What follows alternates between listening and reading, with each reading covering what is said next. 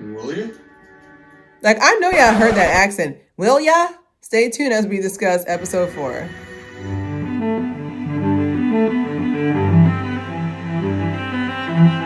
All right, welcome back to another episode of Clear Hair. We're going to go right into it. There's so much to discuss.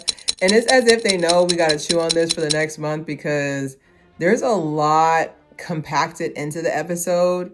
And I can't understand why they felt like they couldn't have, like, they drag and push whatever. Anyways, so in this part, so we're basically coming back from, we're basically coming back from my cabin with Benedict, and basically Miss Crabtree spoke to him before he left and said, hey, you need to not lead her on, pretty much, and you could be ruining her chances of getting married to anybody else. Which I'm just like, isn't she a maid? Like, who's gonna marry her? She has no money. So I'm kind of confused by that as well. I don't know that part of Regency, but someone's got to tell me about how that works, because maids are pretty much destined to be spinsters. Anyways, so when she comes back, like, she's like, oh, where will you have me working at? And it turns out he said, oh, I'm gonna have you working at my house. And I was like, that's when I knew off rip.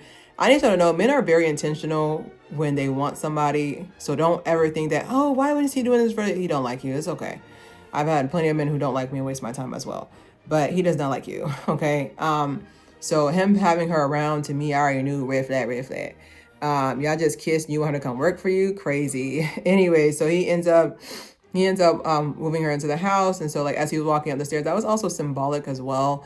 Definitely allegorical, with him walking up the steps and her going down to, like, the servants' quarters, which I already knew this, but of course, like, it's very nicely done. Everybody looks happy, which I get it. The Bridgertons look like they'd be great employees to work for.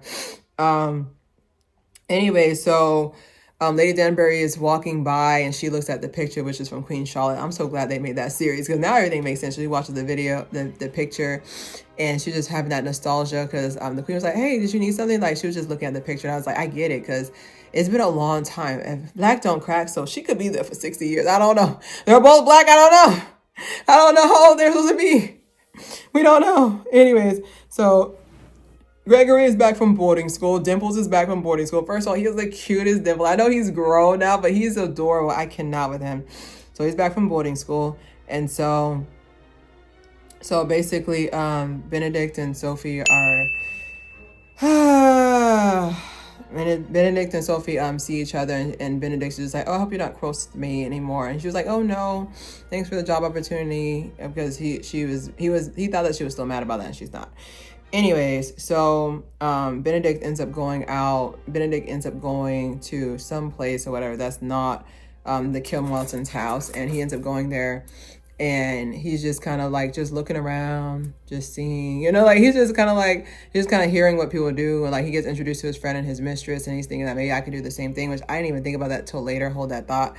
But his other friend, Mr. Monrich, and he's just like, yeah, I couldn't do that. I only need one woman. But he was basically saying to, like, many, they marry according to status, but they do not love that way. That's why a lot of mistresses end up popping up. So I have on here more pinnacle talk from Francesca, and it's getting boring now. Last episode I get it, but I was like, Francesca, please. I was like, please. If you don't reach the pinnacle, you don't reach the pinnacle. All right. There's other ways to get there. All right. Anyways, but so Sophie ends up accepting the permanent job offer at Bridgerton House, of course. And so basically, Lady Danbury's plan to go back to Africa, her ancestors. So her plan to go back to Africa. So she ends up getting Lady Monrich and saying, hey, you said you saw something. And then she pretty much kind of gives her like a little bit of bait to the Queen, like, hey, she found it. She's like, oh, okay, you'll be my lady in waiting then, like that. But then afterwards, the Queen's just like, okay, anyway, so Lady Danbury, what do you want to do? Lady Dan, you know I'm coming from. Agatha, what do you want to do?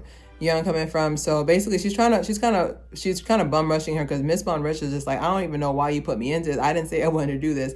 And she's kind of like pushing her into it, like manipulating her. We'll talk about that later. Manipulating her into it, but she still wants her Agatha, and I get it, because Agatha is that girl. Anyways, so So basically, the person that Miss Monrich saw, she said that it was somebody that she saw walking in between, and so turns out this is Lady Hollis. So so Benedict and his mom are now working together because she went through and was like, hey, they saw somebody, and so Benedict's like, oh yeah, invite her to the house. I'll be discreet. And so basically they're talking all that. And of course, Sophie is serving tea today, literally hot tea. But he starts squirming in his seat. I can say I've never seen Benedict squirm. It was really nice to see. I can say that was really nice to see him squirm like that. Okay, he had a squirm in his seat. So basically, as she's pouring tea for everybody, and then he puts his hand over his tea and she pours the tea on his hand. And my thing is just that, like, I'm sorry, but a Bridgerton tea be looking so good. Is it Caesar? Like, is it cinnamon? Like, it looks so good. Excuse me. Pardon. Anyway, so she pours the tea. She ends up pouring the tea on his hand, and afterwards they end up leaving, but they end up talking to each other. And of course, Miss Bridgerton's kind of like wearily looking, and so basically finally Sophie says, hey, I really like this place. They treat me like family, which is true. Bridgerton does treat you like family. And so what ends up happening afterwards is that she says, oh, she said, if I'm supposed to, I don't want you to ruin this for me. I need you to leave. So he's just like, if that's bothering you that much, I'll leave. And I was just like, one thing I can say in my youth, and I'm so young, but when you try to avoid feelings, that doesn't mean it goes away. Like I just want to let you know, if you like, that doesn't mean you should act on them, but like you need to face them. You avoiding the feelings is not going to make it disappear. It's like, okay, I've tried it before. It does not work. Anyways, but afterwards, so Lady Danbury and Lady Monrich have a conversation. It's like, hey, you pushed me into it. You didn't even let me know. Which me personally, she did. And then so Lady Danbury tries to switch it. It's like, yeah, you can be friends with the queen. You can be her friend. You can be her lady in waiting. And then her husband's like, oh, okay. Well, she was walking around with her man, but now that you guys are finally telling me what's going on, okay, I see why she's stressed. And like, so pretty much Miss Monrich is kind of thinking, it's like, oh my goodness, friends with the queen. I didn't think about that, So she starts thinking about it, which is manipulation. We'll talk about that later. Anyways, so I have on here with Francesca and John, Lady B. Basically, she asked her mom now for. She asked her mom. I was like she asked her mom about Pinnacle. So after that, they end up reaching. I fast forward. Like I said, these sensual scenes are too long. Anyway, so afterwards, they end up inviting everybody over, and they're just like, hey, where's mom? This is her idea, and she just wanted everybody gone because Lady B wanted to, I'm coming from. She wanted to not be there. But anyway, so they go outside. They're like, hey, there's a visitor. And so Michaela is the one that, Michaela is her sister-in-law. And so she ends up coming and say, oh, I decided to come here. And I was like, that does happen. Like that does happen. Like the moment you and your partner are on point, somebody comes in to tempt you. So I get it. But apparently I'm assuming they had something going on because the way they react with each other, Michaela's just like, oh, you seem like you've seen a ghost. Like usually when you act like you've seen a ghost, you go like this, that means you had something with this person, you want them to disappear like a ghost would. Okay. That's what that means. Anyway, so Lady Bridgerton got game. She was like, and then so Lady Bridgerton got game. She said she invites him to have tea somewhere else, right? And so he comes in the room. She's in the cutest outfit. I was like, I kind of really like it. It's really cute. So she comes in her outfit, and he said I was getting tea. She's like, I'm the tea you're having. I was like, she has a little swag. She got a little swag to her, but she got 8 kids, so I'm not surprised that's big B. That's big Lady B, not the small one. So I'm not surprised by that, but. Anyways, I'm the tea you're having. Anyway, so basically what happened is that everybody gets the night off because Lady B trying to, so Sophie ends up going to the tavern. I'm assuming it's like some club nearby. I see why people are in shape back in the day. Where is this club? Like, where are they walking to? They couldn't afford a carriage. Anyway, so she's like, oh, I forgot my coin purse. And so she goes back and she sees that Benedict was looking for her. And so they see each other. And so they start going to places.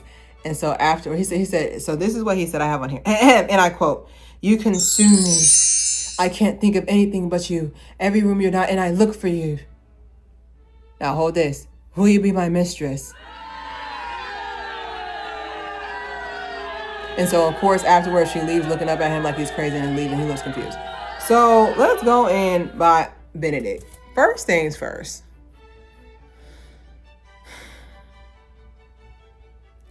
How is this gonna work if she's your mistress? She is a maid. If she gets pregnant, she's just gonna repeat what her mom did. That's coming in at number one. And that's very important. I'm very annoyed by Benedict.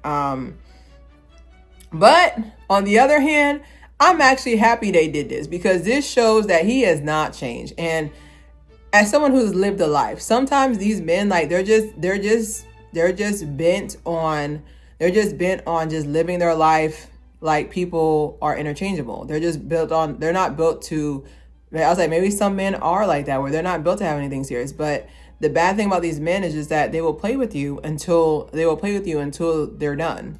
And I feel like for him to do this to Sophie, like this is perfect because now I can't wait for February because I really want her to get back at him because how dare you? You saw this lady almost give up her job for you. Almost give up a good job working at Bridgerton house, and your first thing to say is, "Will you be my mistress?" Insane. But like I said, that's how some of these men work, chat. That is crazy to me. I have on here the manipulation by Lady Danbury.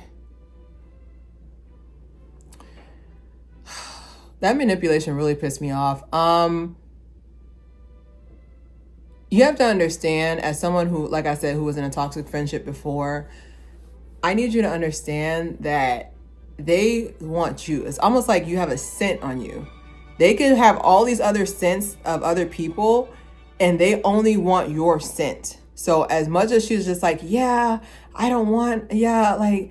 be friends with the queen. I was like, and if it's so good, why are you leaving?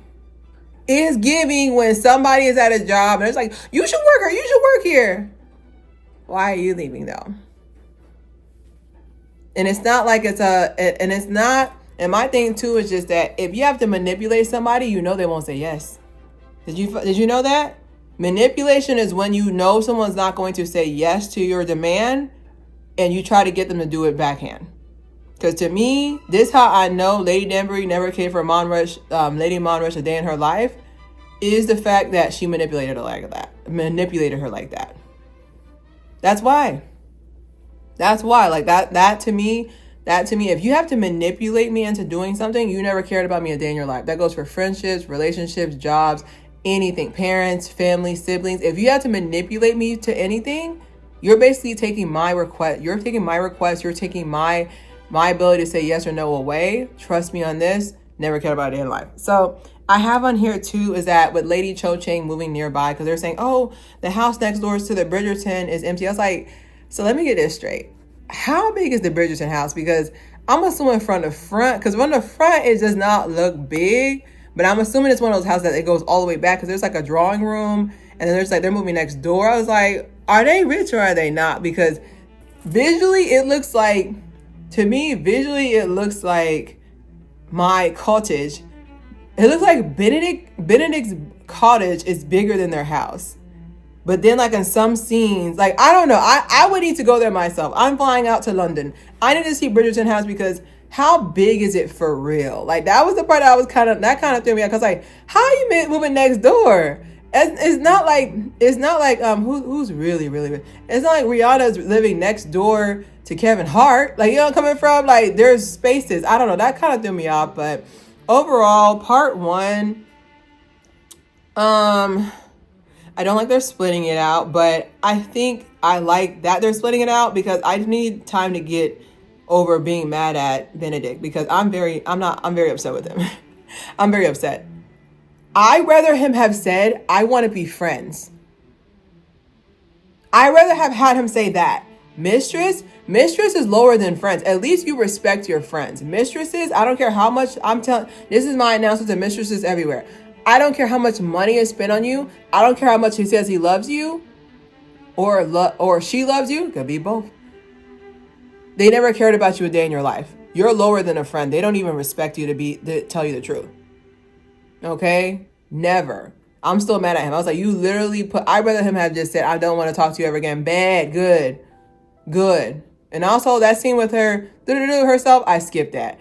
Anyways, don't forget to subscribe, share. It's Claire here. Look forward to speaking to you next month, the end of this month, for this part 2 of Bridgerton.